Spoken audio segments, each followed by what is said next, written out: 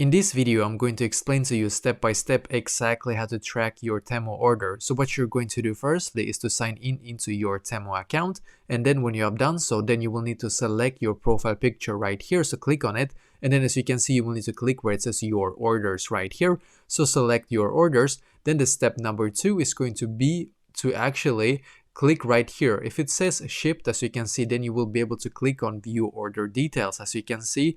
So locate the product that you actually want to be able to track your shipment on. Then if it says shipped, then you can click on view order details.